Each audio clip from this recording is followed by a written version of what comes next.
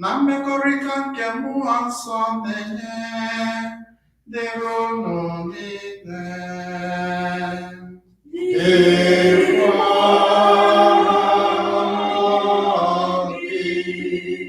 Ụmụnne m na Kristi, udo dịrị unu. N'ụbọchị taa anyị na-eme mmemme nke Jesu Kristi, ezigbo onye nche atụrụ, Jesus the Good Shepherd, nke bụ ụka nke anọ n'oge Easter. A na-egosi anyị n'ụbọchị taa na onye nche atụrụ anyị bụ Chineke n'onwe ya. O nweghị ihe anyị na-eme n'ike aka anyị. Ya mere anyị ga-etinye ntụkwasị obi anyị n'ebe ọ nọ oge niile. Ya mekwara na ihe ọ bụla anyị ga-eme, ụjọ agaghị atụ anyị, n'ihi na Chukwu bụ onye na-anọgidesi ike n'ebe ụmụ ya nọ. Na Jamisa, anyị na-echeta ndị niile na-arịa ọrịa, amakwa ndị nọ n'ọgbakọ ndị Igbo anyị. Anyị na-echeta n'ụzọ pụrụ iche Mr. Chukwudi Peters, na-echeta ndị ọzọ gasị, ndị nọ n'otu ọrịa ma nke ọzọ. Anyị na-echeta Francis Obi, nwanne anyị nwoke, ka anyị na-ekele Chukwu maka otu si na-agbake. Anyị na-asị Chukwu ka o mee ka ahụ dịcha ya ma ka o si ike ebe na-efe ya. Anyị na-echeta ndị niile nwụrụ anwụ na ezinụlọ anyị dịgasị iche iche, na-asị ka Chukwu ka ọ nabata ha na ọtụtụ nke alaeze ya. Anyị na-akpa ekpe ekpere maka ụmụnna anyị ndị niile na-arụ ọrụ dịka ndị na-eleta ndị ọrịa, nurses, doctors, ma ọ bụ ndị nke nọ in any way or the other iji hụ na ọrịa bụ coronavirus na-egbochiri ya. Ka Chineke nye amamihe, nye ha nchekwa pụrụ iche nke ha ga-eji rụọ ọrụ o tinyere ha n'aka maka anyị niile. Ka anyị tinye ihe ndị na-akpa anyị n'otu n'otu n'ime obi anyị ugbu a.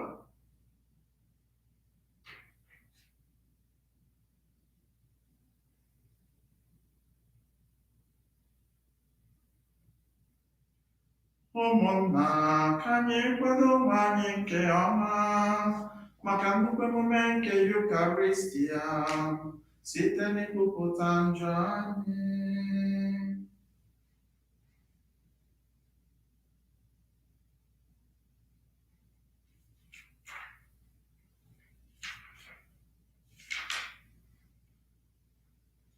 Onye bịara n'ụwa ịzọpụta ndị lọghara elogha, onye nwe anyị mee ebere. Onye nwe anyị mee, onye nwe anyị mee, onye nwe anyị mee ebere. Onye bịara n'ụwa ịtọghata ndị omejọ, Kristi mee ebere. Kristi, Kristi mee, Kristi, Kristi mee, Kristi, Kristi mee ebere. Onye nọ n'aka nri nna na-arịọtara anyị Chukwu arịrịọ, onye nwe anyị mee ebere.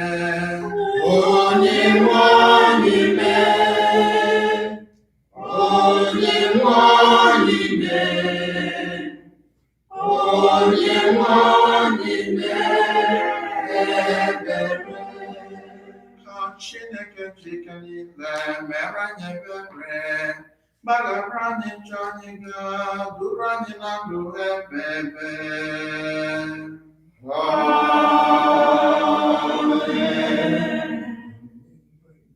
Otito dịrị Chineke n'elu kachelu. N'ụwa dịrị ndị mmadụ niile na-asọ Chukwu. Adịghị etu gị, adịghị etu gị, adịghị ekwupụta ọnụ ọma gị. Adịghị esetụrụ gị, adịghị eto gị ebube, adịghị ekele, adịghị ebube, n'ihi na ugwu ebube gị. Ozere ụwa Chukwu, eze nke eluigwe, Chukwu nna n'ime eluigwe. Onye nwere anyị, Jesu Kristi, sọ otu nwa Chineke bụrụ. Iwe na anyị bụ Chukwu, iwe na anyị bụ Chukwu, nwa atụrụ nke Chineke, nke Chineke nwanne nna. Onye na-ekpochapụ njọ ụwa, mere anyị ebere, mere anyị ebere. Onye na-ekpochapụ njọ ụwa, nụgharịa nụ, nụgharịa nụ. Onye nọ n'aka nri Nna,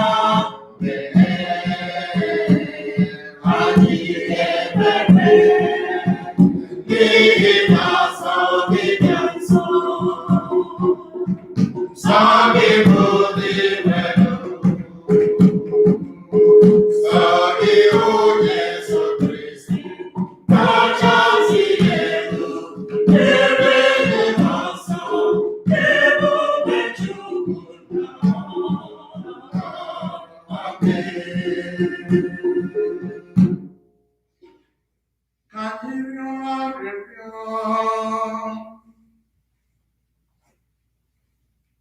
Chineke Chike niile, nna dị ebighị ebi, biko dubata anyị n'isoro keta oke na aṅụrị nke eluigwe. Mee ka anyị bụ igwe atụrụ gị were umeala rute n'ebe ahụ onye nche atụrụ bugoro anyị ụzọ were ike ya banye.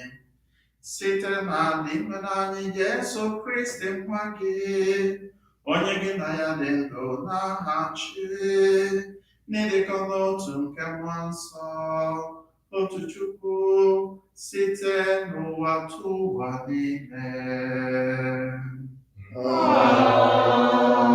Amen.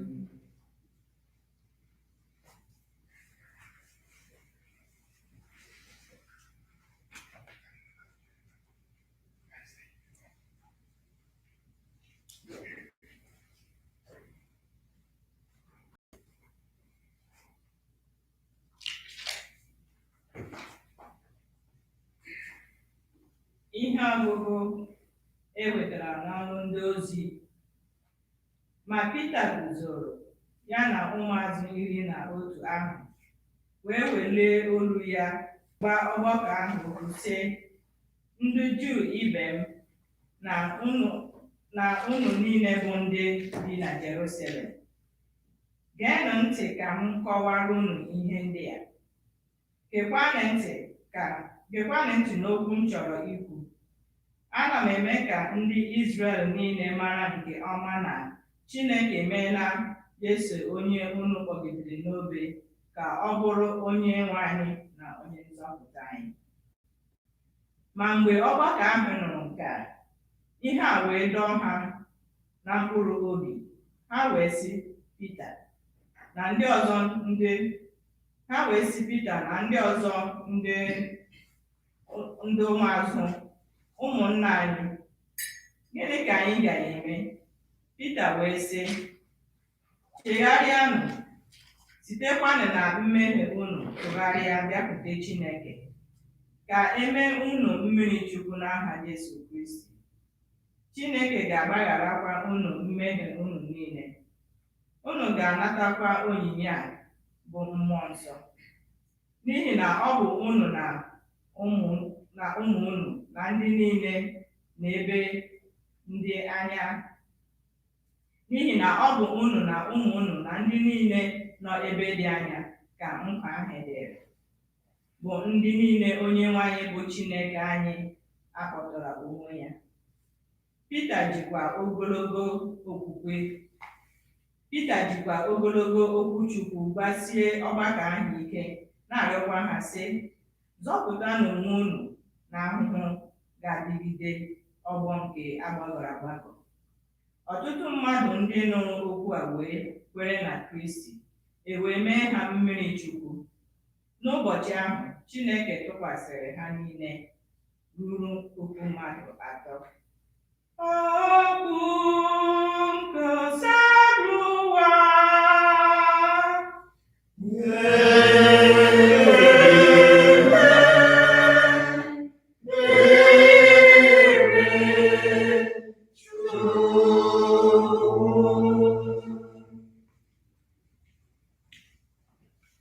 Abụọma, di nwere bụ onye njem, o nwekwaghị ihe m ga-achọ. Di nwere bụ onye njem, o nwekwaghị ihe m ga-achọ. Di nwere bụ onye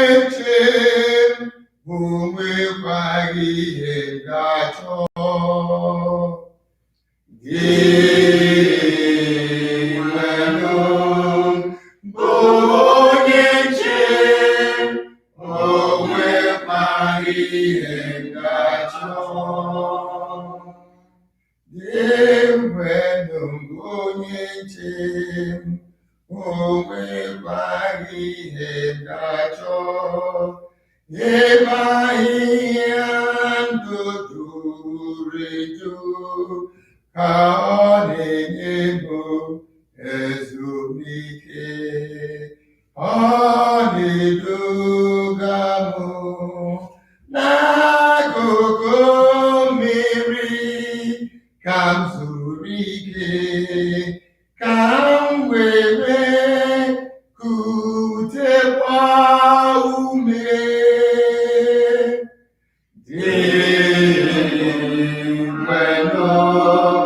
Bụ onye nche, o nwekwaghị ihe ga-achọ. Ọ na-edu m n'ụzọ ezi omume n'ihi aha ya.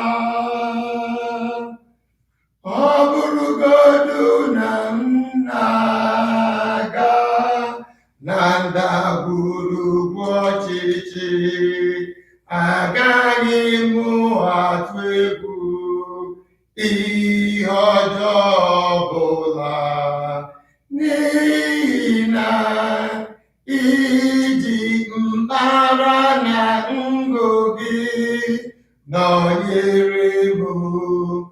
Ọ bụ ha na-akasị m obi.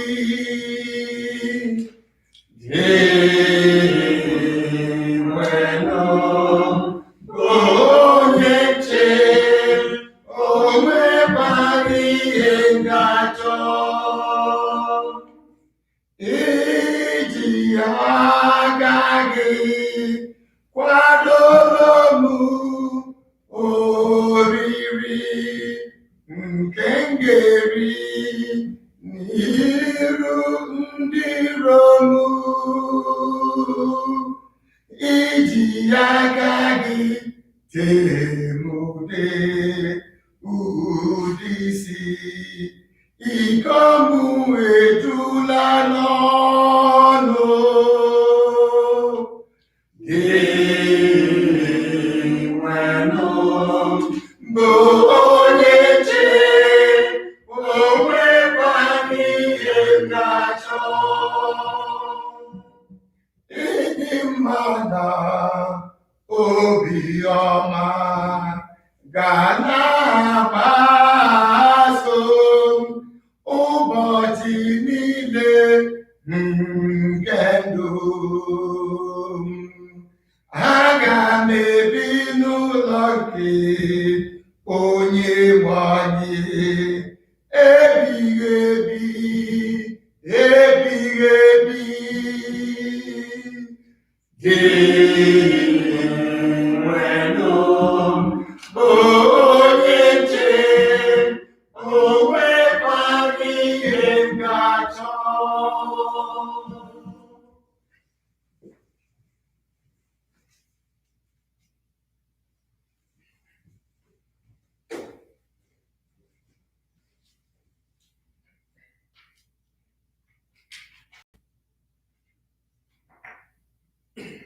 Ihe ọgụgụ e wetara n'akwụkwọ ozi mbụ nke Pita dị nsọ dere.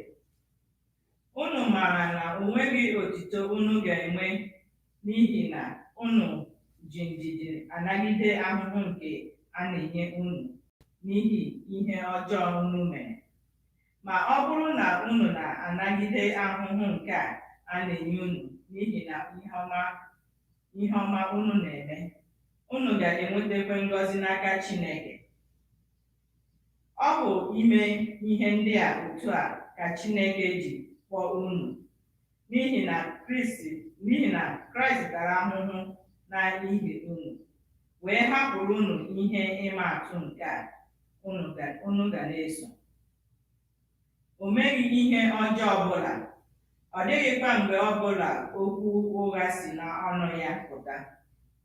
O kwutọghị onye ọbụla mgbe ha na-ekwutọ ya.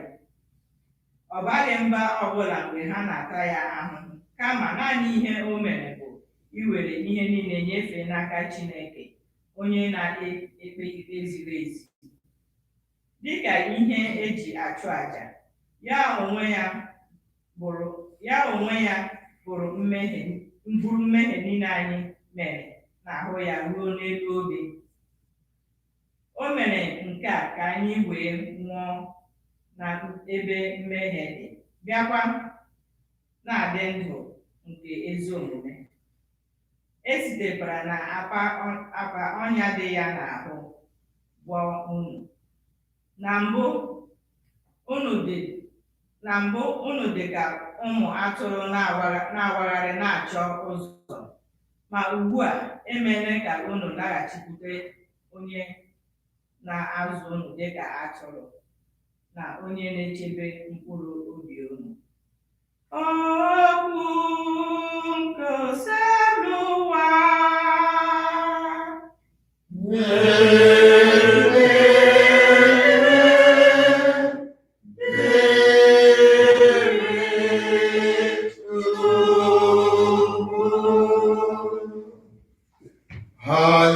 Hallelujah, hallelujah,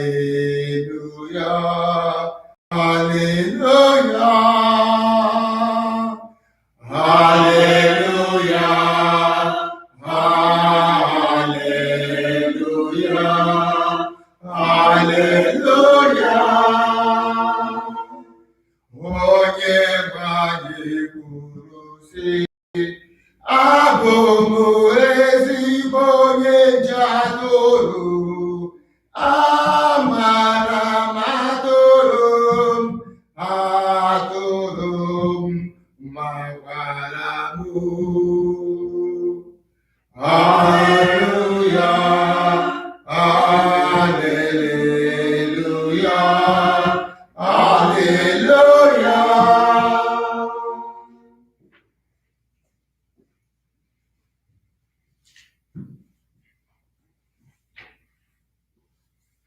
Onye nwe anyị nọnyere unu. Onye nwe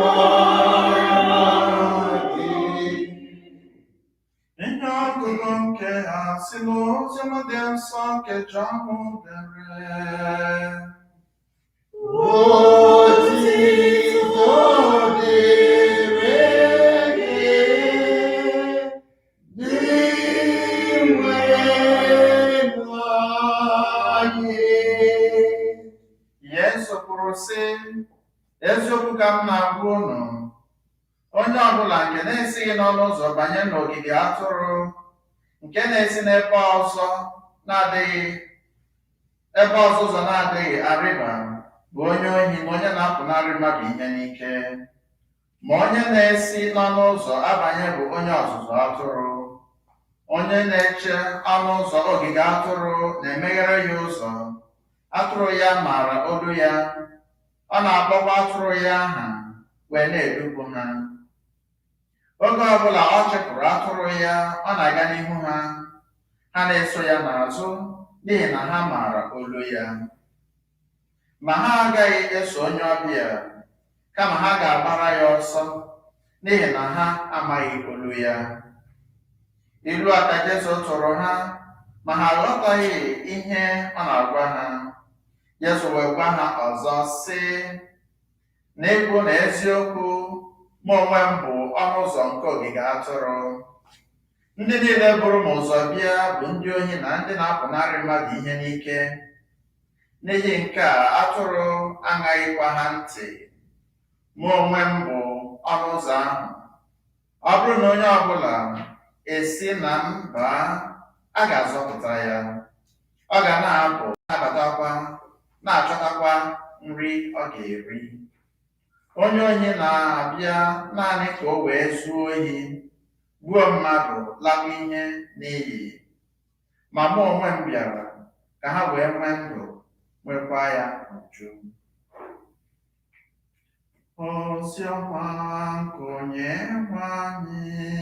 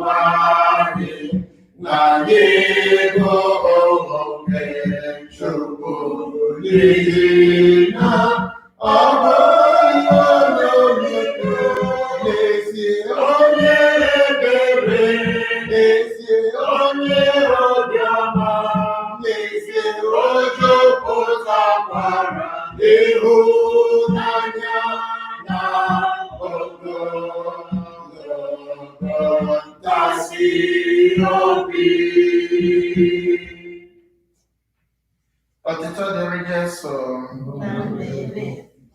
N'ụbọchị taa, anyị na-eme mmemme Good Shepherd Sunday. Ụbọchị anyị na-eri oriri na Jesu Kristi dịka ezigbo onye nche atụrụ. Dịka anyị si hụ n'ozi ọma, Jesu Kristi sị, abụ m ezigbo onye nche atụrụ. Abụ m ọnụ ụzọ nke si abanye n'ogige atụrụ ahụ. Onye ọbụla nke si na mbanye, ọ ga na-apụ, na-abata, na-achọtakwa ihe ọ ga-eri. Nke a bụ nkwa Jesu Kristi kwere anyị. Ọ sị, I am the good shepherd. I am the gate to the sheepfold. Anyone who follows me will go out and come in and will always find what to eat. Amen? Ọ dị mkpa na anyị ga-eme mmemme Jesu Kristi dịka ezigbo onye nche atụrụ, n'ihi na ọ ya wụ exactly ihe anyị na-eme kemgbe Easter. Na Jesu Kristi bịara gosi onwe ya dịka ezigbo onye nche atụrụ, unlike ndị bịara before him.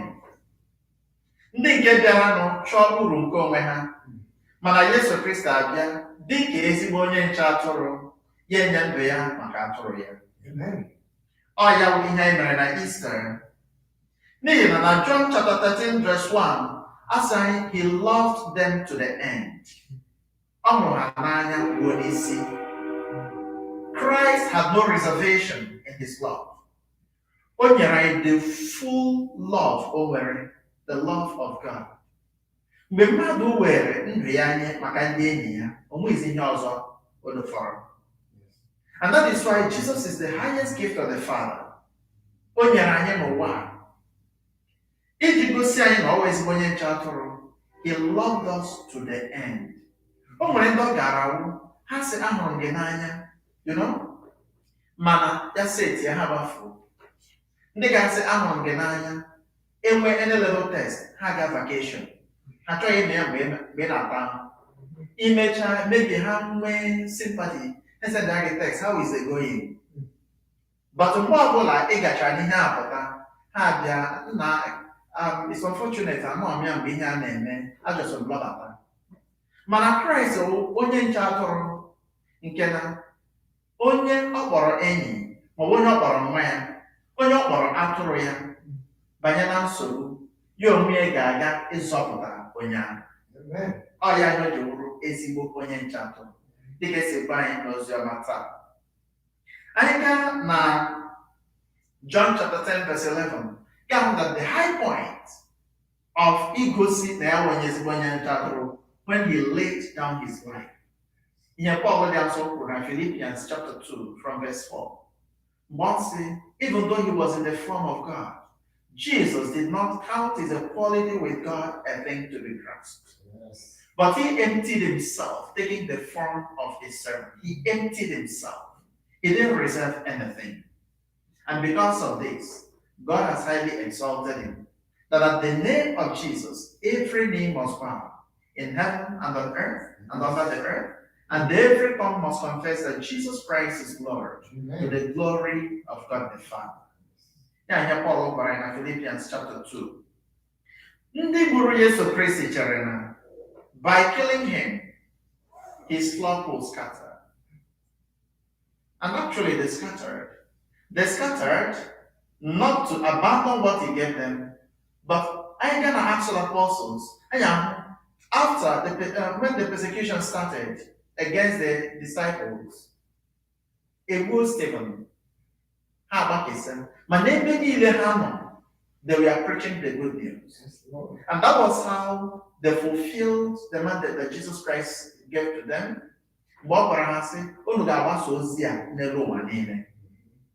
America anọghị na Jerusalem, mana oziọma a na-agbasa ya na America. Every part of the world, and that's why this church is Catholic. Universality. Because in we're one shepherd who cares for the church. And that is why no matter I got through in any part of the world, Christ is still in charge of it. In Mechakwa, the church will rebound back stronger and stronger because it is in the hands of a good shepherd. Oh yeah, Bernardino nke mbụ agụrụ anyị taa. Or even na gospel agwara anyị n'oziọma John to begin with. Na John chapter 12. Ọ gwara anyị na verse 32. Ọ sị, when I am lifted up, I'll draw all men to myself. He was lifted up on the cross of Calvary. And by doing that, he ransomed all people. Man the Muslim, man the Jew, ma onye ọbụla ga-ekwere na Yesu Kristi ga-abịakọta ndụ n'aka ya. Because that is the good shepherd of our souls. Abịa, anyị na-ele ihe gbasara Yesu Kristi dịka ezigbo onye nche atụrụ. Gaa hụ n'ihe ọgụ nke mbụ, ebe Peter na ndị apọstụl ndị ọzọ. On the day of Pentecost, this is Acts chapter 2. Peter, under the influence of the Holy Spirit, they had already started that shepherding. Acts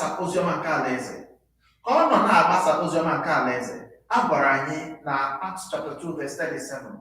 They were cut to the heart, and they asked, brothers, what should we do? Ya sị, unu niile ga-anabata Jesu Kristi dịka onye nzọpụta unu. Bịa nara mmiri Chukwu n'aha ya. You all must accept and believe in Jesus Christ as your Lord and be baptized in his name. And then your sins will be forgiven. Ke wee gbaghara mmehie unu.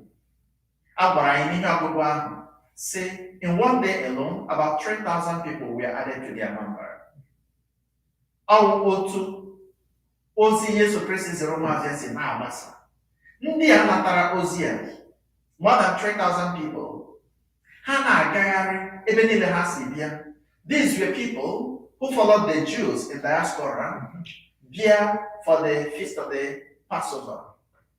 And as they were still in Jerusalem, on the day of Pentecost, Pentecost was another great celebration that was compulsory for the Jews. Ha nọrọ mgbe emechara Passover, anọrọ for the Pentecost. On the day of Pentecost, the Holy Spirit descended on them. Ka ha na-alazi ebe ha na-ala, ha buru ozi ọma na-aga na Jesu Kristi. Ọ ya wụ ezigbo onye nchadoro. Ndị mbụ magician, ndị mbụ wụ just ndị na-eme all kinds of things, arrogating authority to themselves. But the person with the real authority of the shepherd was Jesus Christ. When he came, he showed it by dying on the cross. Abịa na John chapter 10 verse 9, dịka anyị si gụọ, ọ sị na onye ọbụla nke si na ya banye na onye ahụ ga-eme nzọpụta. Onye ọ ga-eme nzọpụta. Onye ọ sị, I am the gate to the sheepfold. Ọ bụ ọnụ ụzọ ọbọ atụrụ ahụ. Onye ọbụla ga-eru na that sheepfold must go through me. Ihe anyị ga-ajụ onwe anyị bụ sị, kedu ihe the sheepfold? Christians. Igbo atụrụ Jesu Kristi. Ọ bụ ndị niile mere baptism. When you were baptized, you were baptized into Christ and into his church. You were baptized just as Peter said, you must be baptized in his name for the forgiveness of your sins. Mgbe mere anyị mmeri Chukwu, anyị abụọ ndị otu Kristi, ndị otu nke nzukọ. Catechism na-agba anyị sị na baptism bụ sacrament nke na-agwụchapụ nje ekele ụwa. Bịa maa anyị ụmụ nke Chukwu n'otu nke nzukọ. Maa anyị ụmụ nke Chukwu n'otu nke nzukọ.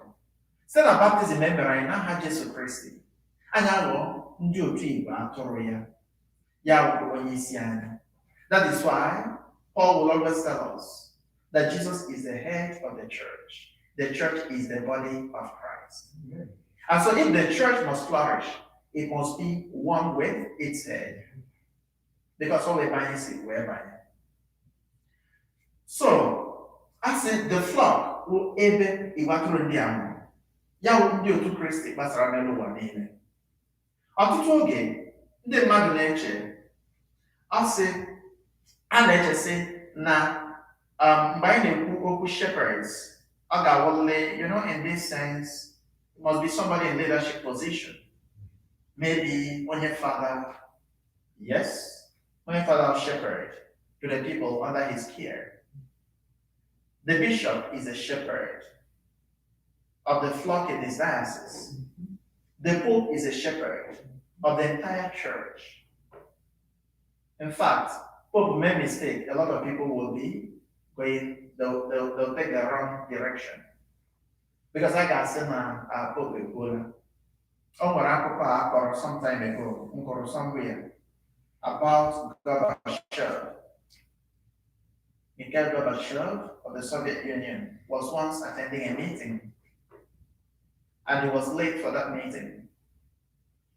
Yabo driving, and I asked you, speed up.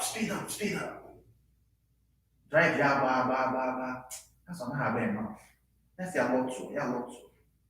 Gorbachev, Everest, and he's so sped up that they are going a police checkpoint.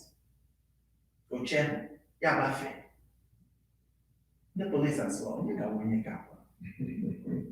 That's okay, it's in your ones, yeah, About the person I got already at large. I join a seer. Who was that? Why did you come with him? I said, I don't know. He must be a great person. I said, why do you say that? I said, I don't know who he is, but whoever he is, he must be a great person because Gorbachev is his driver. What am I trying to say? If the good shepherd, or if the shepherd in a high position like that, like the Pope, it meant something, or the president, it meant something awful, a lot of people will be led astray. Yeah. Because he gives us the go-ahead order, I am just follow. That is why we'll see that shepherding starts from the top down to the bottom. Everyone has a part in shepherding. Everybody who has any sort of responsibility is a shepherd in that category. Ụmụaka na-eme shepherding n'ụlọ ha. Nne na nna na-eme shepherding n'ụlọ ha. Ndị nkụzi na-eme shepherding in their schools. Health workers na-eme shepherding towards their patients. And we can go on and on. So it's not only church authorities, catechists, they are made of shepherds, because there are people put under your care. If you take up a ministry in the church as an usher, a lector, choir member, altar server, MC, whatever, name it, you are a shepherd whenever you are carrying out that duty. Because it means that whenever we need this duty, we depend on you, you lead us. Mere not there, it will not be carried out. That's how powerful this shepherding is. When Jesus calls himself the shepherd, Christ wants to show us how dedicated he is and how dedicated we should be. In the Jewish culture, shepherding is a kind of vocation that is highly respected. Why? Because shepherds are very tactful in their work. Shepherds are such that one person will reckon about 3,000 sheep. And they would have very mighty pasture.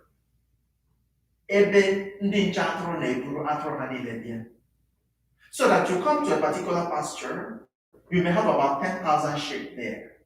And when you look at them, all of them look alike. They mix together. Mana mgbe ọbụla any shepherd ga-apụ kpụrụ atụrụ ya gawa ebe ọzọ, all he needs to make is a kind of noise. O ji tread ya atụrụ ya. O nwere ike wụrụ click of a finger, but in a way that no other person will be able to make it. And ebe ọbụla atụrụ ndị ahụ nọ, ha anụ ụdị sound ahụ onye nwe ha na-emere ha, they start singling themselves out from wherever they are, and they follow him. And no other sheep will follow them. Onye nke ọzọ bịakwa mee nke ya, ndị nke ya sorokwa ya gawa. To show you how dedicated these people are. How they take their time to train the sheep. See, now sound no on this one. And the gate is like signature. You don't sorry for you making what exactly. When you with a signature. That's how dedicated they are. And there in Palestine, a bobola emerald pasture and they went a little gate. Awu eban ka ndị chatụrụ na taking their turns at night. Mgbe anụ ọjọọ na-abịa, when the wild animals try to come to eat the sheep, ndị chatụrụ nọ n'ọnụ ụzọ ahụ nọrọ there. They are the first anụ ọjọọ ga-eme attack before you ever went the sheep. And that is why in the first book of Samuel, and applying Master David, who always had a sling. The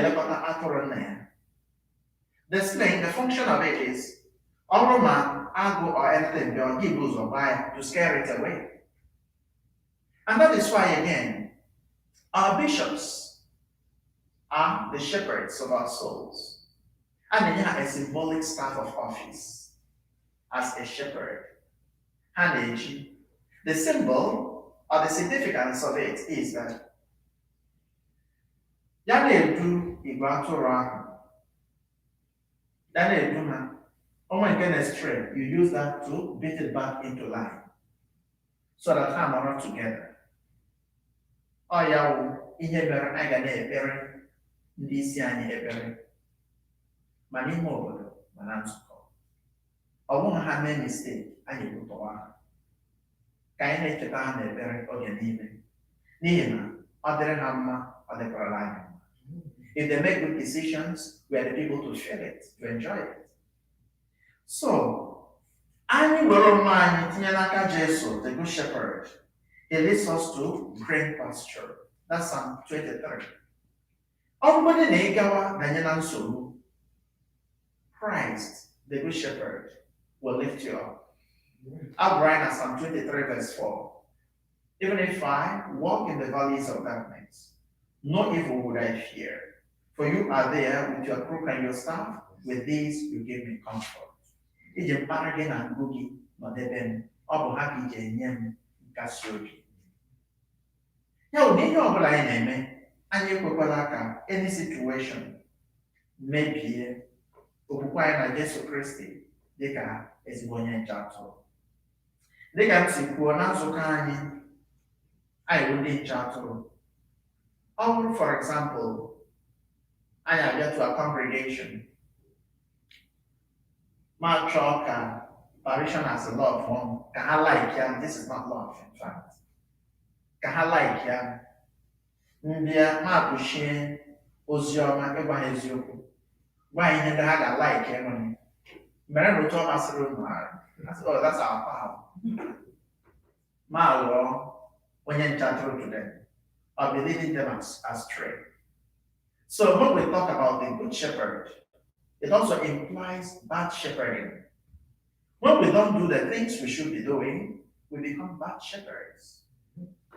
I'm a father to sleep through Ozioma, Yaga, Wataya, you know? Get butter, Maya chocolate, man.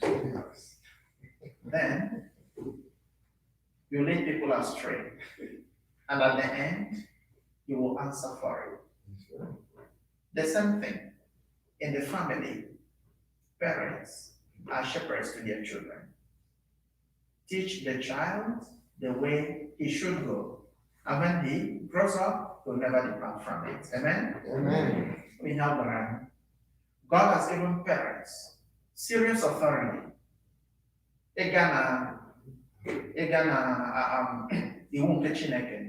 The first trio about God himself. The last 7 will begin with number 4, suffering again and again. In other words, after God is our parents. And we need to understand that. That's why parents, I go to more, I go to Alanyere. I go to Bomono Alanyere. I get to see Cameron Deka is Bondi Nenana. O nwere ụfọdụ ndị nne na nna ọ na-awụ ụmụ ha na-agba agwa ọjọọ.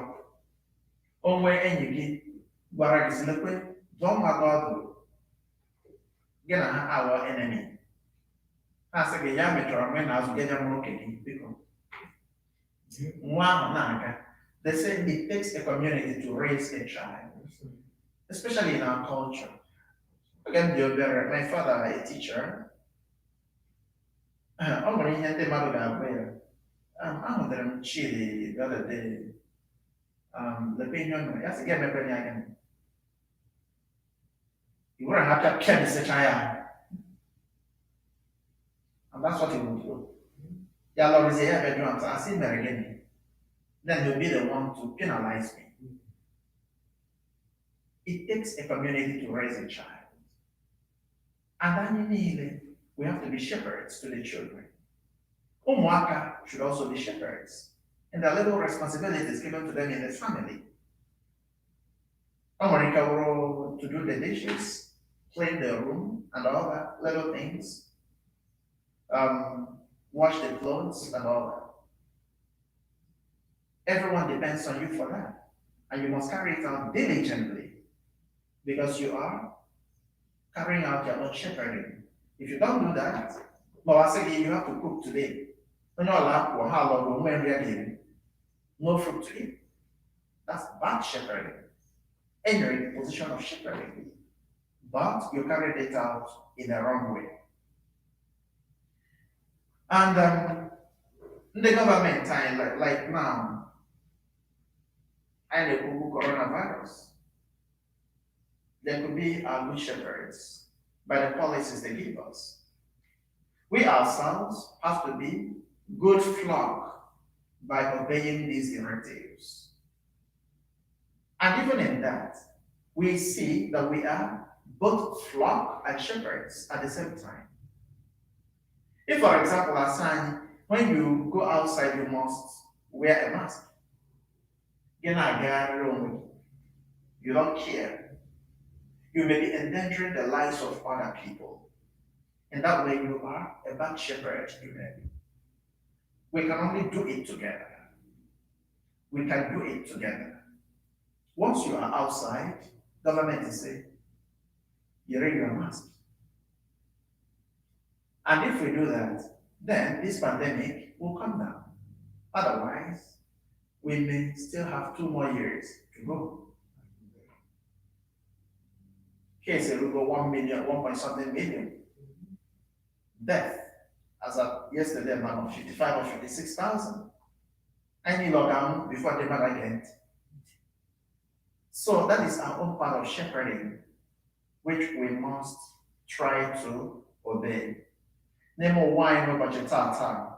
I can say a lot of voices are rising, presenting themselves as the real shepherds. Both of the musicians, actors, all these people. The Nebuayo and all that. Before the pastor, they claim Messiah. I negate it. So the noise is much in the world today. We see it in fashion also. How people dress. We see it in the things that people do. Parties, wild parties. We see it in the drinking and smoking and all that. All these are voices trying to tell us, I have the solution to your problem. Come to me. But in all these things, we see that the voice of the Good Shepherd is always distinct. It is very clear in the teachings of the church and in the scriptures.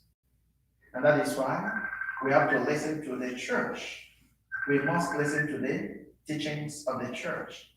And we have to make our time to pray and read the scriptures every day.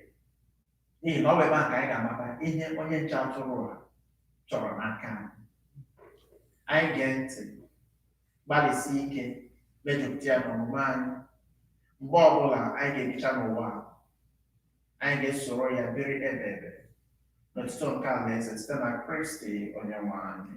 Amen. Ekwe n'otu Chineke nna Chineke n'ime onye mere igwe n'ala, ihe n'ụlọ na-ahụ anya na ndị ya anaghị ahụ anya, ya na otu onye nwanyị Jesu Kristi sotu nwa Chineke bụrụ nna mụrụ Chukwu ụwa niile.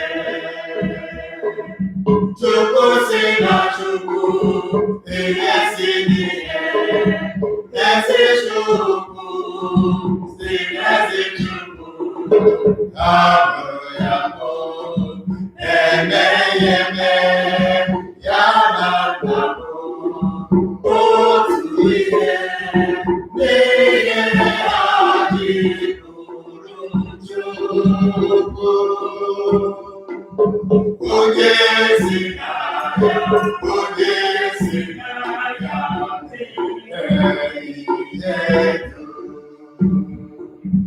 onye maka ihe ya dịka mmadụ, n'amamihe zọpụta anyị, site n'igwe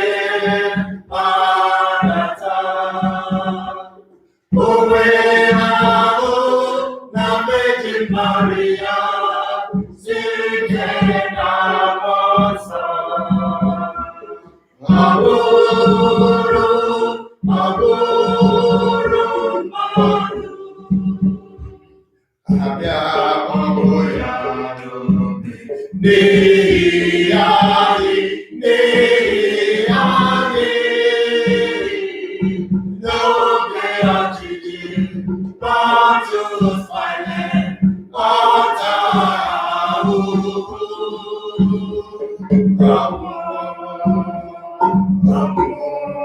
Elie ya,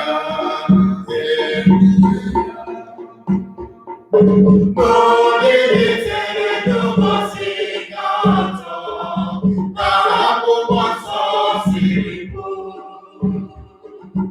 Ọra n'obi n'ime, nọrọ na karịta. Ọ na-abịaghachi ọzọ n'ebube ya, dịka ndị ndụ na ndị nwụrụ anwụ niile. Onye ọchịchị na-enweghị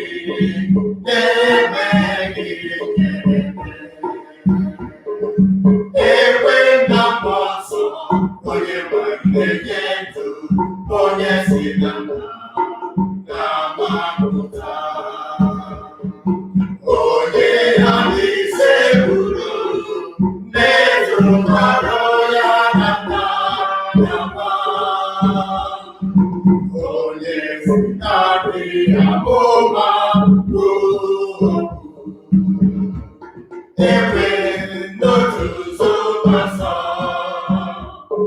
Atọghị na ọsọghị ekwupụtara otu baptizim nke mgbaghara njọ. Ana m atụ anya mmelite n'ọnwụ ndị nwụrụ anwụ.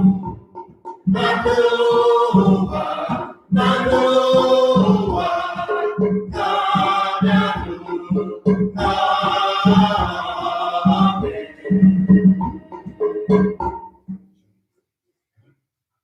ụmụnne m na Kristi, egosila anyị n'ụbọchị tata na Jesu Kristi bụ ezigbo onye nche atụrụ nke na-adịghị ahapụ igwe atụrụ ya mgbe ihe na-esere ya ike.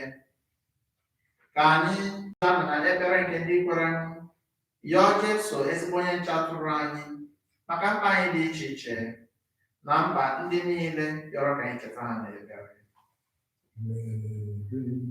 Mary, nna anyị, Mary, nwanyị obiọma, Mary,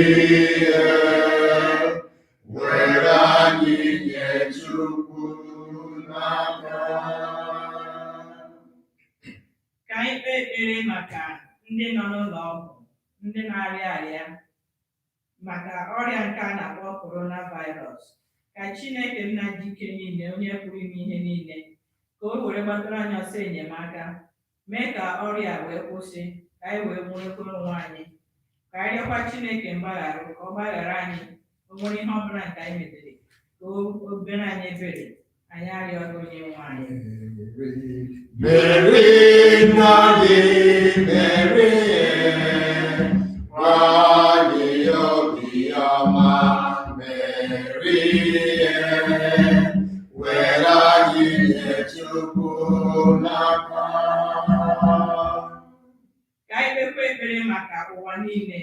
Chineke nna dị ebere dị nsọ, anyị na-arịọkwa gị ka ị bịa nyere obodo niile aka n'ime ọrịa. Chineke nna dị ebere dị nsọ, mee ka ọrịa wee kwụsị. Jehova dị ebere dị nsọ, ọbụladị anyị nwa nọkwa na Amerịka, Chineke nna nyekwara anyị aka, mee ka anyị wee na-ekpere gị ekpere obodo niile, wee na-ebili ifufe na ị ga-enyere anyị aka n'aha Jizọs. Mary, Mary, nna gị, Mary, nwanyị obiọma, Mary, were anyị nye Chukwu n'aka. ekpere maka ndị nche atụrụ dịka onye ụkọchukwu si wee gwa anyị n'ozi ọma. Ka Chineke nna dị ebere dị nsọ ka o mee anyị ka anyị bụrụ ebe ọbụla anyị nọ, ma ọbụladị n'ụlọ anyị, ma ọbụladị n'ebe anyị na-arụ ọrụ, ka anyị bụrụ ndị nche atụrụ ga-eche atụrụ enyerere anyị n'aka.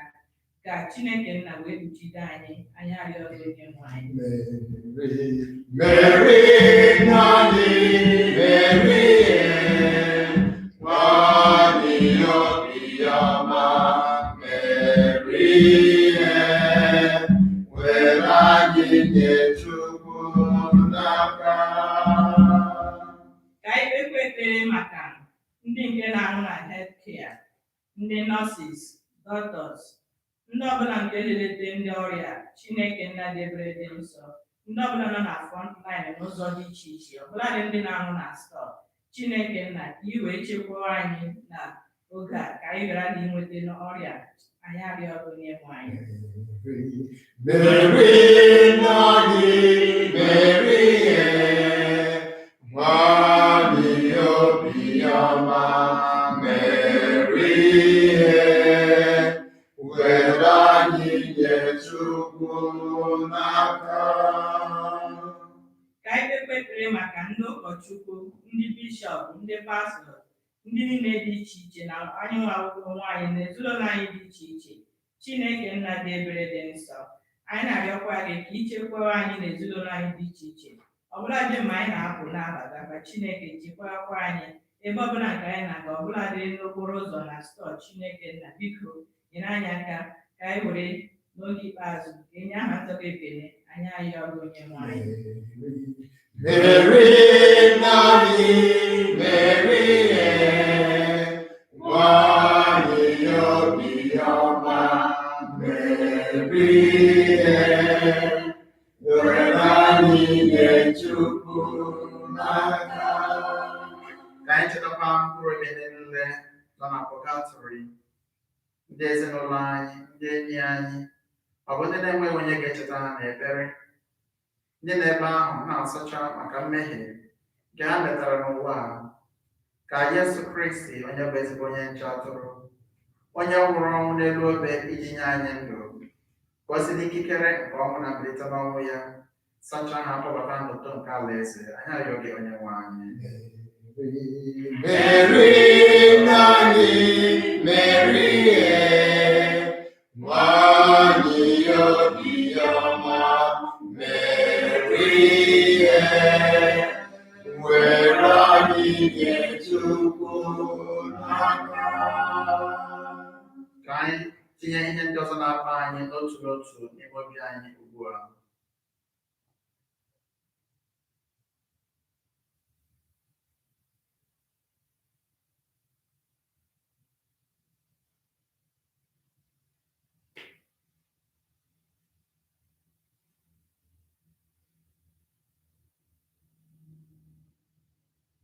Chineke nna ji ike niile, onye ebere, ụmụ gị abịala n'ihu gị n'ụbọchị taa.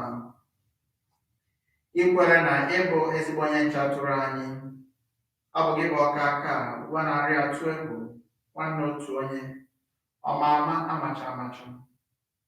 Isi anyị yọọ na anyị ga-ayọta, na anyị chọọ na anyị ga-achọta. Ọ bụrụ na anyị akwa aka n'ụzọ ga-emeghere anyị. Ịgbakwara anyị na Jọn 10:10 na ịbịa ka anyị nwee ndụ nwe ya n'uju. Anyị na-ewere ụwa niile na-etinye n'aka gị.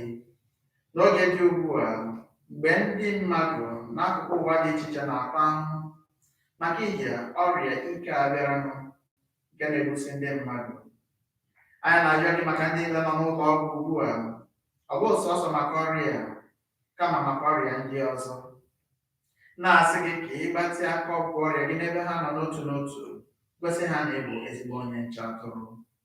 Akwụkwọ nsọ gị gwara anyị sị, ọ bụgodị na ya ga na ndagwurugwu nke ọchịchịrị, ị ga-ahapụ anyị, ị ga-anọ n'ebe anyị, ebe ị ga-anọ na-akasị anyị obi. Dị nwanụ, anyị na-arịọ gị maka ezinụlọ anyị dịgasị iche iche. Ọtụtụ n'ime anyị ndị na-amaghị ebe ha ga-aga, ndị na-enwe mgbagwoju anya, ụfọdụ ndị ọrụ ha kwụsịgoro maka ihi ọrịa nke a, ụfọdụ ndị na-amaghị ebe ha ga-elewe anya. Anyị na-asị gị ka ị bụrụ onye enyemaka ha. Ekwekwala ka ọnọdụ nke ha hụrụ onwe ha n'ime ya mee ka okwukwe ha n'ebe nọ daa mba, kama ka o mee ka ha mata na ịnọnyere ha ụbọchị niile ka ha kpọkuo gị. Dị mmanụ nye ha amara gị, n'ihi na amara gị ga-ezuru anyị. Ka anyị na-aga n'ụwa nke a, anyị si ka amara gị ahụ na-eso anyị. Nnabata ofufe nke anyị na-efe gị n'ụbọchị taa, ma gaa n'ihu bụrụ ezigbo onye nche atụrụ n'ebe anyị nọ na n'ebe ezinụlọ anyị nọ. Dị mmanụ duzie anyị n'ije nke ụwa, ka anyị wee nwee ike gaa n'ụzọ nke ezi nkwụmọtọ, ka ọ ga-abụ mgbe ọbụla anyị ga-agbacha ọsọ nke ụwa, ka anyị soro na ndị ga-ahụ gị ihu na ihu n'otito nke alaeze site na Kristi onye nwe anyị. Amen.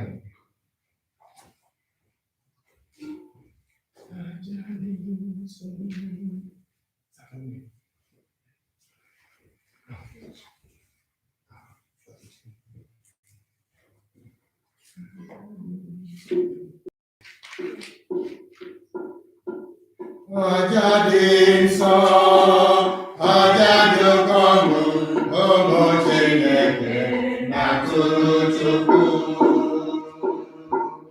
Aja anyị na-atụrụ Chukwu n'onwe anyị, arụ na mkpụrụ obi anyị. Nara nna nara, arọ dị n'obi ara, aja dị nsọ. Nara nna nara, arọ dị n'obi ara, aja dị nsọ.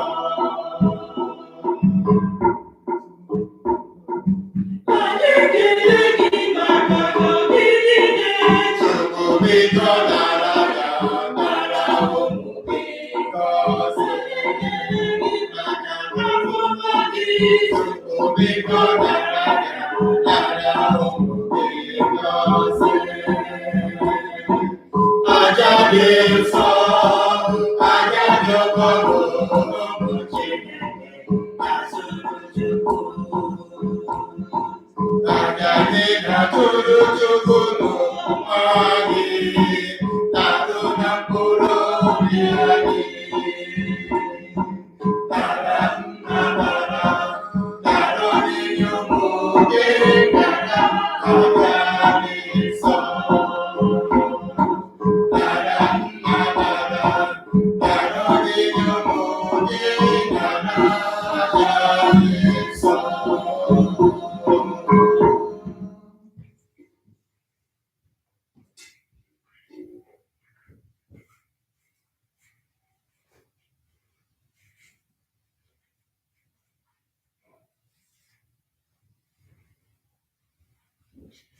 Ụmụnne m, bịawanụ ka aja mụ na-achụ bụrụ ihe ga-asọ Chukwu na Chike niile ịnaranụ.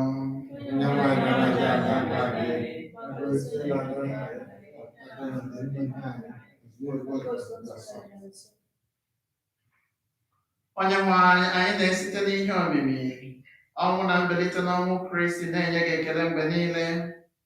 Biko mee ka ọrụ nke eji akwụ ụgwọ njọ anyị na-aga n'ihu oge niile, bịa wetara anyị aṅụrị dị ebighị ebi site na Kristi onye nwe anyị. Amen.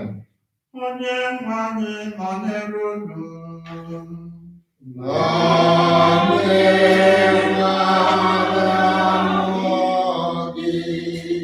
Welite n'obi elu.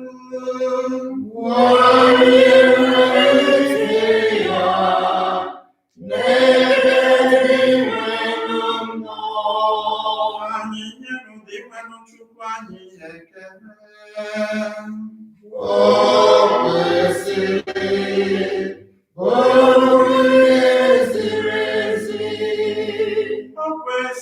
ezi, bụrụ ihe ziri ezi n'aha nsọtụ, na anyị ga-eto gị oge niile ụbọchị bụrụ ụwa, ọ kacha mkpa n'oge ugbu a, mgbe Kristi onye bụ Paska anyị na-abụzi ihe eji chụọ aja. Ya bụ ezi nwa atụrụ, onye kpochapụrụ njọ nke ụwa, onye jiri ọnwụ nke ya were mmeri ọnwụ nke anyị, bịa si na mbilite n'ọnwụ ya ịghachi anyị ndụ. N'ihi nke ha, anyị na-eso igwe ndị mmụọ niile nke eluigwe na-eto ebube gị oge niile n'okwe na-asị, Nsọ, nsọ, nsọ, osebolo ụwa, Chineke nke eluigwe na ala, ebube gị jupụtara, jupụtara eluigwe na ala. Hosanna, Hosanna, Hosanna, Hosanna n'elu kasị elu. Ọ na-agọzi onye bịara, onye bịara n'aha Onyenwe anyị. Hosanna, Hosanna, Hosanna, Hosanna n'elu kasị elu.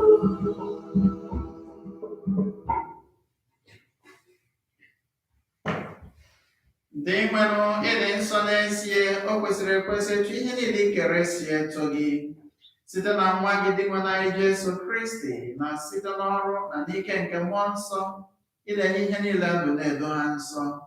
Ị naghị akwụsị ịkpọkọbara onwe gị ndị mmadụ ka o wee bụrụ na site n'ọwụwa anyanwụ ruo n'ọdịda ya a ga na-ebunyere aha gị ihe onyinye dị ọcha. Ya mere anyị jizi umeala rịọ gị dị mmanụ ka ọ masị gị site n'ike nke otu mmụọ nsọ ahụ ịgọzi onyinye ndị a anyị butere gị ka edoo ha nsọ, ka ha ghọrọ anyị ahụ na ọbara nke nwa gị Jesu Kristi dị nwere anyị. Na anyasị a rara ya nye, o were achịcha ka ọ na-enye gị ekele, ọ gọzie, nyawa, nyekwa ya ụmụazụ ya na-asị, naranụ nke a rienụ ya unu niile, nke a bụ ahụ m nke a ga-edurunye maka unu.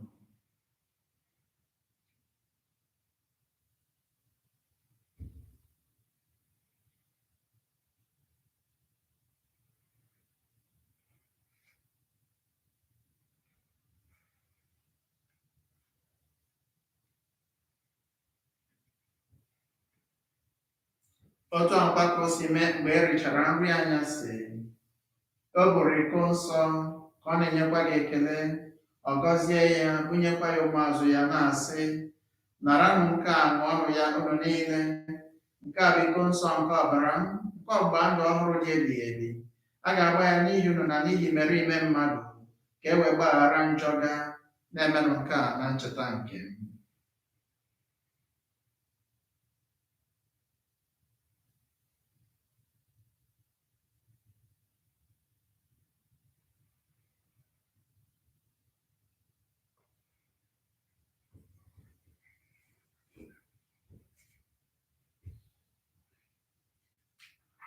Ka anyị pụta n'ihe omimi nke okwukwe, anyị na-ekwusa ọnwụ gị, na-ekwupụtakwa mbilite n'ọnwụ gị, o dị mmanụ, wee ruo mgbe ị ga-abịa.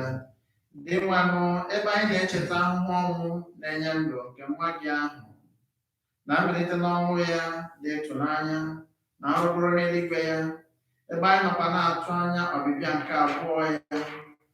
Anyị ji obi ekele na-atụnyere gị aja nke a dị ndụ, aja dị nsọ. Anyị ji umeala rịọ ka ilekwasị anya n'onyinye nke nzukọ gị, ka ị na-ahụ ya ka ihe àjà nke ọ masịrị gị, ka ngwunye ya meda gị obi. Mee ka anyị bụ ndị eji ahụ na ọbara nwa gị azụ nri, jupụtachaa na mmụọ nsọ ya, anyị abụrụ otu ahụ na otu mmụọ n'ime Kristi. Ka ya onwe ya were anyị nye gị dịka àjà dị ọkụ, ka anyị nwee ike soro ndị nke gị họtara keta oke n'ebe. Na mbụ, Virgin Maria dịkasịrị ngọzi, nne nke Chukwu, na Josef dị ngọzi bụ di ya, na ndị apọstụl gị dị ngọzi, na ndị egwuregwu maka okwukwe dị otito, na Elizabeth and Seton dị nsọ, na ndị nsọ niile, ndị anyị tụkwasịrị obi na arịrịọ ha n'ihu gị mgbe niile. ga-enyere anyị aka ụwa nke a. Anyị ji umeala rịọ osebụrụ ụwa ka ihe àjà nke ndozi agbata anyị a wetawanyere anyị ụwa niile udo na nzọpụta. Ka ọ masị gị ime ka nzukọ gị nọ n'ije n'ụwa a kwụsie ike n'okwukwe na n'ịhụnanya, ya na nwa odibo gị bụ Pope Francis na bishọp anyị bụ Gerald na osoyachi bụ Alberto na ọda ndị bishọp na ndị echirechi niile na ndị nke gị niile agbatara gị. N'obiọma gị nụrụ arịrịọ ndị ezinụlọ a, ndị ọ masịrị gị ka ha kwụrụ n'ihu gị, were ebere kpọkọtara onwe gị ụmụ gị gbasara n'ụwa niile. Ọ na nwere obiọma, nabata n'ala eze gị ụmụnna anyị ndị nwụrụ anwụ na ndị niile ha kwụrụla ụwa a, ndị mere ihe masịrị gị, ebe anyị na-atụ anya na anyị ga-anọ nweta afọ ojuju ebighị ebi site n'otuto gị, site na Kristi dị nwe n'anyị, onye si na ya agbasapụ aka enye ụwa ihe ọma niile.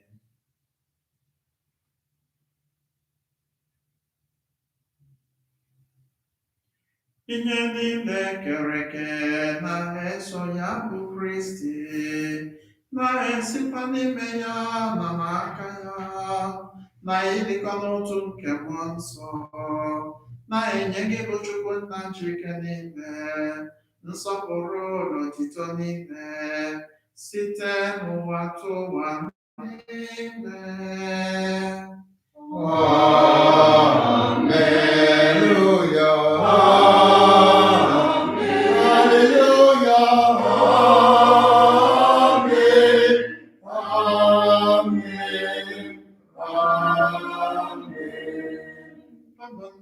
Anyị were ekpere ahụ onye nzọpụta anyị kụziri anyị were kpọkuwe Chukwu nna.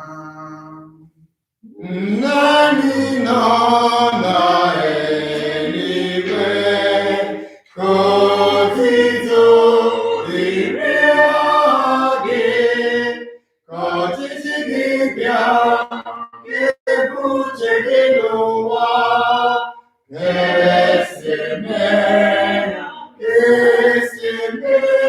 ya n'eluigwe. Nye anyị tata ụbọchị anyị nri, ụbọchị anyị gbaghara anyị mmehie anyị taa, dịka anyị si gbaghara ndị mehiere anyị.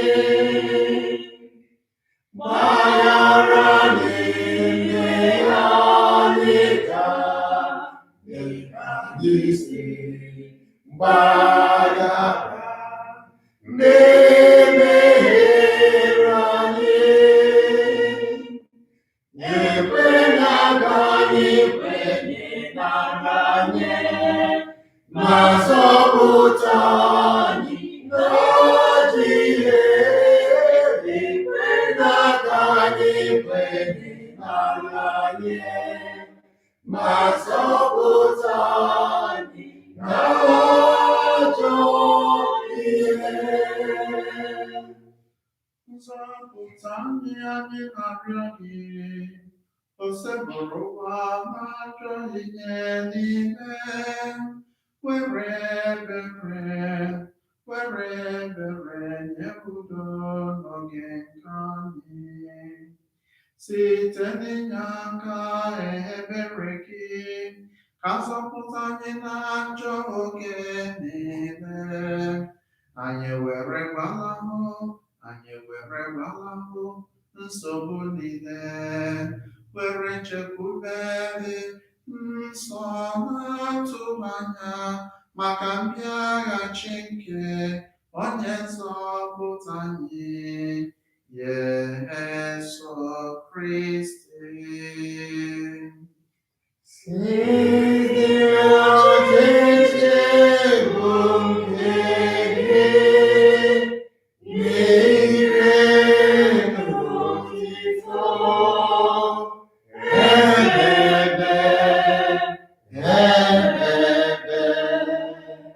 Onye Jesu Kristi, ị gwara ndị apọstọl gị, udo ka m na-ahapụrụ unu, udo nke m ka m na-enye unu, elekwala anya na njọ anyị kama n'okwukwe nke nzukọ gị.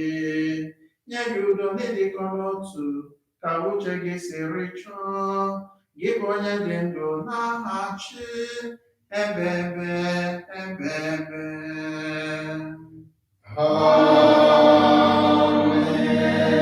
Udo ngozi bụrụkwa dịrị unu mgbe niile. Dịkwara mmụọ gị. Ka anyị nyerịta n'ụwa anyị ekele nke udo. Nye m aka gị ezigbo nwanne, nye m aka gị, ezigbo nwanne, nye m aka gị. Nwa atụrụ nke Chineke, nwa atụrụ nke Chineke, onye na-ekpochapụ njọ ụwa, mere anyị ebere. Nwa atụrụ nke Chineke, nwa atụrụ nke Chineke, onye na-ekpochapụ njọ ụwa, mere anyị ebere. Nwa atụrụ nke Chineke, nwa atụrụ nke Chineke, onye na-ekpochapụ njọ ụwa, nye anyị udo.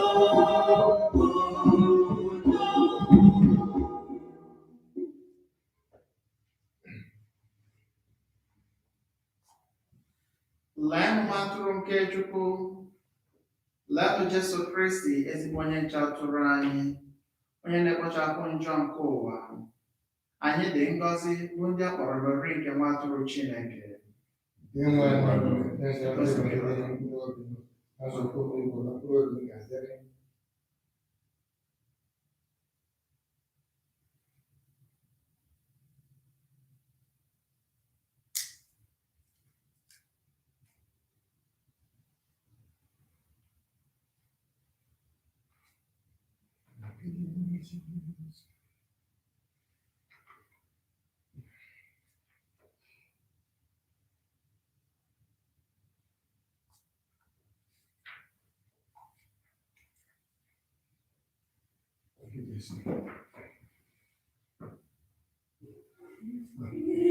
Jesu bụ ndụ nke anyị, ndị Jesu bụ ndụ nke anyị, ebụrụkwazị ịhụnanya,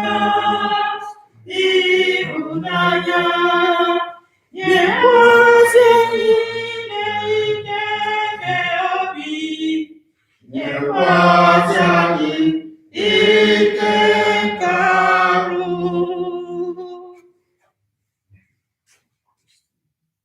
Okwu ikpeazụ nke Jesu, unu n'anya ka m si wee unu n'anya, udo wee dị n'etiti unu.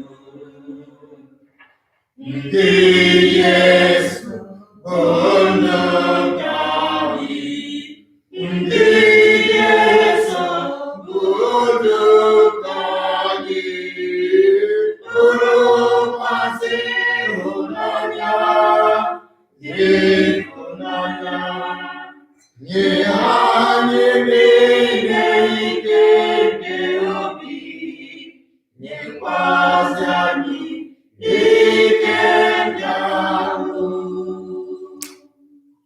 Kpochapụ njọ anyị mere, ka anyị anyị nwere obi ọcha, nye gị otito na ebube, Chukwu ebere n'ịhụnanya.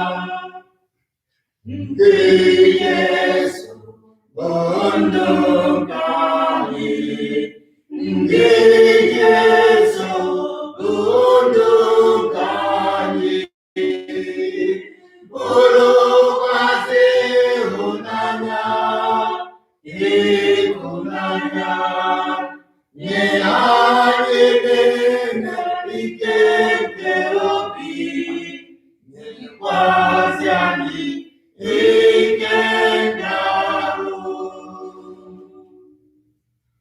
Okwu ikpeazụ nke Jesu, unu hụrụ n'anya ka m si wee unu n'anya, udo were dị n'etiti unu. Ndị Yesu bụ ndụ nke anyị, ndị Yesu bụ ndụ nke anyị, bụrụkwazị ịhụnanya, ịhụnanya nye anyị niile ike nke obi, nyekwazị anyị ike arụ.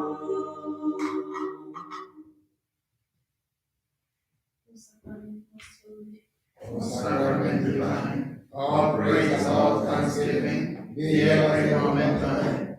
O sacrament most holy, O sacrament divine, all praise and all thanksgiving be every moment thine. O sacrament most holy, O sacrament divine, all praise and all thanksgiving be every moment thine. Ka anyị rịọ arịrịọ. Ezigbo onye nche atụrụ, biko were ebere gee ntị nụrụ olu anyị bụ igwe atụrụ gị. Ọ bụ ọbara gị dị oke ọnụ, ọ bụ ọbara dị oke ọnụ nke nwa gị ka i jiri gbapụta ụmụ atụrụ ndị a. Biko were obiọma gị kpọkọba anyị n'oriri nke ndụ ebighị ebi site na Kristi onye nwe anyị. Onye nwe anyị nọnyere unu.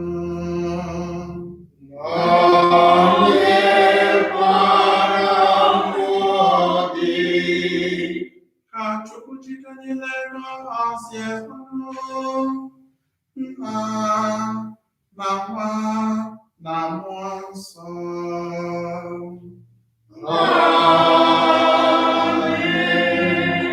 Mmesa gosigo ka anyị lawa n'udo.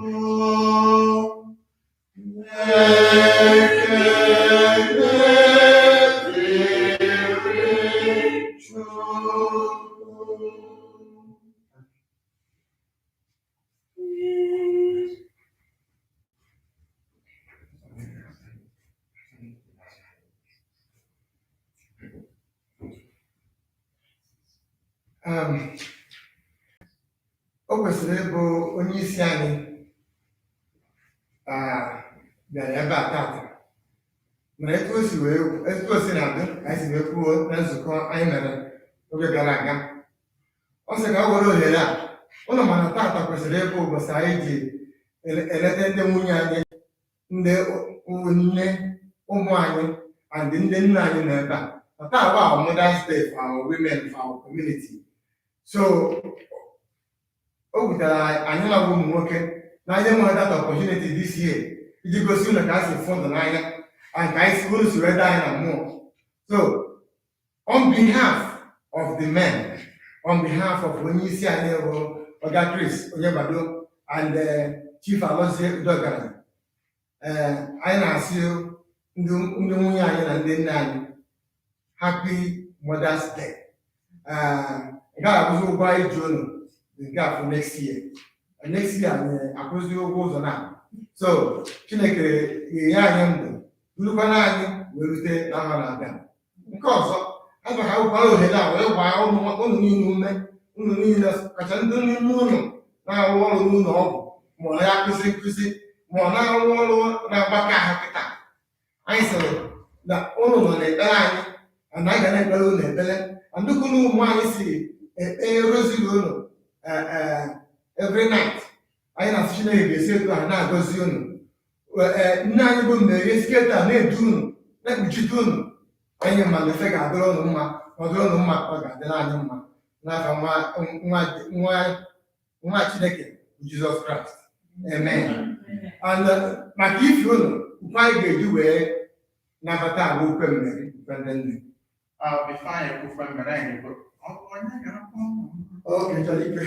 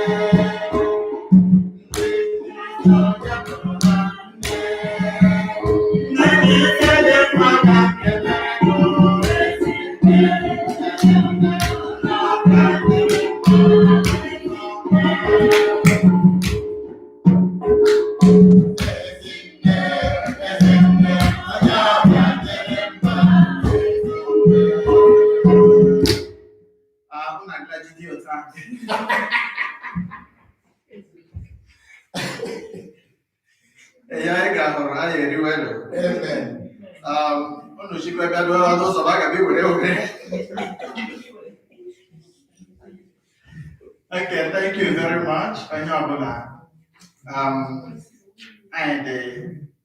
Madishi don't get that. So ekele mono no balare dia bia mehe ndị onumere ndị kpere ukwe onye nọrọ anyị na vidio then every ihe ọtụtụ last kwụrụ anyị mkpa onye ọbụla nwere something ihe ọcha sheperding anyị m na-eme ka mas fada onye a na-eme ka na kọmputa ga na-eme ka gị azụ onye na-abịa ihe ọgụgụ kpere anyị ekpere ndị na-ekwe ukwe na-ekwe onye na-akụ mkpa na all shepherding. Ndị nne anyị si Chukwu ma unu kwenu we're good shepherds to your children. Ya dị unu amara nke unu ga-eji rụọ ọrụ ahụ o nyere unu n'ụzọ ọ ga-abụ n'oge ikpeazụ ya eduba unu n'ala eze site na Kristi Onyenwe anyị.